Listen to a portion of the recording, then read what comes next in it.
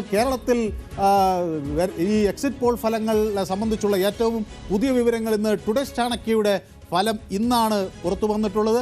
കേരളത്തിൽ ഇടതുമുന്നണിക്ക് അനുകൂലമായ സാഹചര്യമാണ് എന്ന് റിയാസ് ഇന്ന് നേരത്തെ പറഞ്ഞിരുന്നു. ഏതായാലും ഞാൻ അതിനു മുൻപ് ഈ ടുഡേസ് ചാണക്യയുടെ സീറ്റ് ഫലങ്ങളിലേക്ക് വരികയാണ്.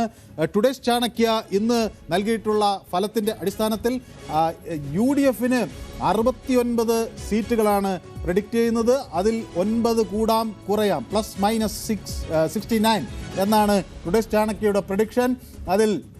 അതോടൊപ്പം തന്നെ LDFന് 64 സീറ്റുകൾ വരെ ലഭിക്കാം, 9 സീറ്റുകൾ കൂടാം, അതിൽ 9 സീറ്റുകൾ കുറയാം എന്ന് പറയുന്നു. അപ്പോൾ അത് 55 ആകാം, ചിലപ്പോൾ അത് അങ്ങോട്ടേക്ക് 64 സീറ്റാകാം, ചിലപ്പോൾ അത് വീണ്ടും അവിടെ നിന്ന് 9 സീറ്റുകൾ കൂടി നേടി 73ലേക്ക് എത്താം എന്ന് ടുഡേസ് ചാണക്യ പറയുന്നു. അതുപോലെ BJPയെ സംബന്ധിച്ചിടത്തോളം ടുഡേസ് ചാണക്യയുടെ ഫലങ്ങൾ ഇങ്ങനെയാണ്.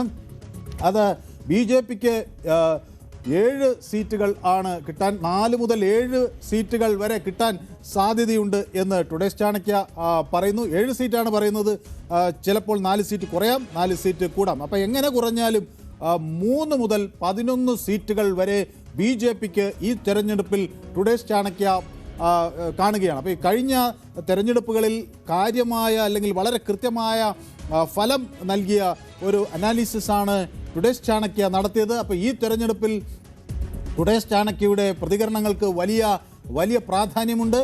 അപ്പോൾ ടുഡേസ് ചാണക്യയുടെ കണക്ക് അനുസരിച്ച് വരുന്നത് UDFന് 69 സീറ്റുകൾ ലഭിക്കാം, അതിൽ 9 കൂടുകയോ കുറയുകയോ ചെയ്യാം. അപ്പോൾ UDFന് 9 ഏതാണ്ട് UDFന് 40% ആളുകളുടെ വോട്ടാണ് ലഭിച്ചിരിക്കുന്നത് എന്ന് ടുഡേസ് ചാണക്യ പറയുന്നു. അതോടൊപ്പം LDFന് 38% ആളുകളുടെ വോട്ട് ലഭിച്ചിരിക്കുന്നു. 38 മുതൽ 41 വരെ, UDFന് 40 മുതൽ 43 വരെ ശതമാനം വോട്ടുകൾ ലഭിച്ചിട്ടുണ്ട് എന്ന് പറയുന്നു. BJPക്ക് 20 മുതൽ 23% വരെ വോട്ടുകൾ ലഭിച്ചിട്ടുണ്ട് എന്ന് ടുഡേസ് ചാണക്യ വ്യക്തമാക്കുകയാണ്. അപ്പം ടുഡേസ് ചാണക്യയുടെ ഫലം വളരെ പ്രധാനമാകുന്നത് കഴിഞ്ഞ തെരഞ്ഞെടുപ്പിൽ കുറെ കൂടി കൃത്യമായ കണക്കുകൾ അവതരിപ്പിക്കാൻ ടുഡേസ് ചാണക്യയ്ക്ക് കഴിഞ്ഞു എന്നതാണ് അതിൽ ഒരു ഘടകമായി വരുന്നത്. ഏതായാലും വലിയൊരു മൃഗീയ ഭൂരിപക്ഷം അങ്ങനെ UDFന് ടുഡേസ് ചാണക്യ നൽകുന്നത് ഈ 69 സീറ്റുകൾ +9 കൂടിയാൽ 69-ൽ നിന്ന് 78 സീറ്റുകൾ വരെ കിട്ടാം എന്ന് പറയുന്നു. അപ്പോൾ 78 സീറ്റുകൾ വരെ കിട്ടാം.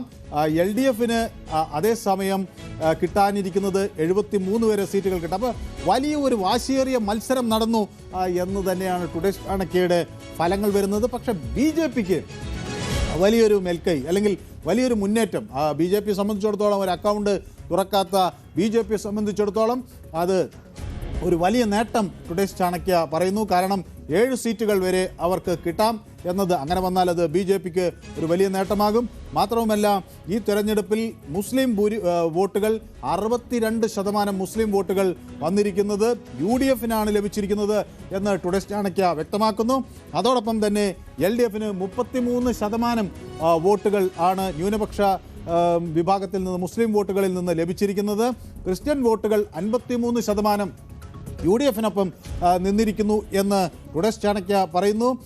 അതോടൊപ്പം LDFന് 34% പേരാണ് ക്രിസ്ത്യൻ വിഭാഗത്തിൽ നിന്ന് LDFനൊപ്പം നിന്നിരിക്കുന്നത് എന്ന് ടുഡേസ് ചാണക്യ വ്യക്തമാക്കുകയും ചെയ്യുന്നു. പട്ടിക വിഭാഗത്തിൽ നിന്ന് UDFന് 31% വോട്ടുകൾ ലഭിച്ചു എന്നാണ് പറയുന്നത്. അതേസമയം പട്ടിക വിഭാഗങ്ങളിൽ നിന്ന് LDFനാണ് കൂടുതൽ വോട്ട് ലഭിച്ചിരിക്കുന്നത്. 49% വോട്ടുകൾ ആണ് LDFന് ലഭിച്ചിരിക്കുന്നത്. അപ്പോൾ ടുഡേസ് ചാണക്യയുടെ ഒരു കണക്കനുസരിച്ച് മുന്നോക്ക ഹൈന്ദവ വിഭാഗങ്ങളിൽ നിന്ന് കൂടുതൽ വോട്ടുകൾ UDFന് ലഭിക്കുന്നു. ഏറ്റവും കൂടുതൽ BJPക്ക് ലഭിച്ചിരിക്കുന്നു എന്ന കണക്കാണ് അവർ നൽകുന്നത്. നായർ വിഭാഗത്തിൽ നിന്ന് 39% വോട്ടുകളും BJPക്ക് പോയിരിക്കുന്നു, 32% UDFനുള്ളൂ എന്ന് കണക്ക് പറയുന്നു. ഈഴവ വോട്ടുകളും 32% BJPക്ക് പോകുമ്പോൾ 20% മാത്രമേ UDFനുള്ളൂ എന്ന് പറയുന്നു.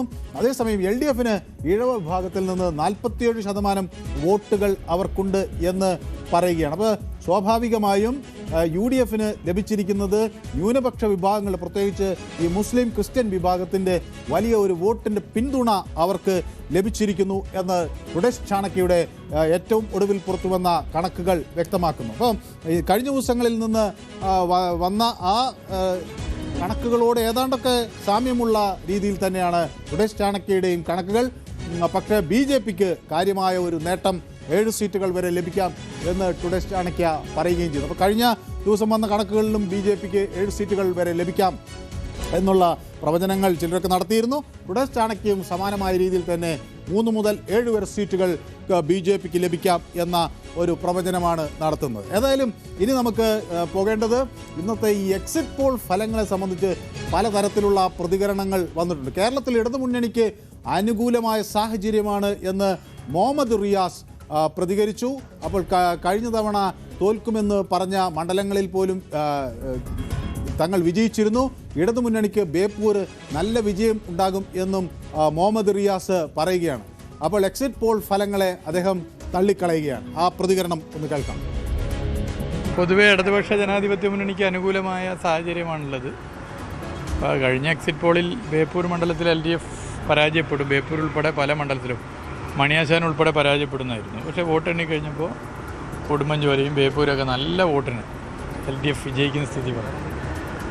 അപ്പോൾ അതൊക്കെ ജനങ്ങൾ കണ്ടതാണ്. ബാക്കി വോട്ടെണ്ണുമ്പോൾ പൊതുവെ നമുക്ക് കാണാൻ വേണ്ടി സാധിക്കുന്ന കാര്യങ്ങൾ മനസ്സിലാക്കാൻ പറ്റും. ഇടതുപക്ഷ ജനാധിപത്യ മുന്നണിക്ക് നല്ല വിജയം ഉണ്ടാവും. ബേപ്പൂർ മണ്ഡലത്തിലും നല്ല നിലയിലുള്ള വിജയം LDF-നുണ്ടാവും. പ്രതീക്ഷിച്ച പോലെയാണ് എക്സിറ്റ് പോൾ ഫലങ്ങൾ വന്നത് എന്നാണ് UDF സ്ഥാനാർത്ഥി അബുമോൻ ജോസഫിന്റെ പ്രതികരണം. ആ പ്രതികരണം കേൾക്കാം. മുമ്പ് തന്നെ പ്രതീക്ഷിച്ചിരുന്ന ഒരു ഫലമാണ് എക്സിറ്റ് പോളിലും പുറത്തു വന്നിരിക്കുന്നത്. തീർച്ചയായിട്ടും കേരളത്തിലൊരു ഭരണമാറ്റം ഉണ്ടാകുമോ എന്ന് തന്നെയാണ് UDF നേതാക്കന്മാരെല്ലാവരും തന്നെ മുൻകൂട്ടി പറഞ്ഞിരുന്നത്. തീർച്ചയായിട്ടും അത് സാധൂകരിക്കുന്ന രീതിയിലുള്ള ഒരു എക്സിറ്റ് പോളാണ് ഇവിടെ വന്നിരിക്കുന്നത്.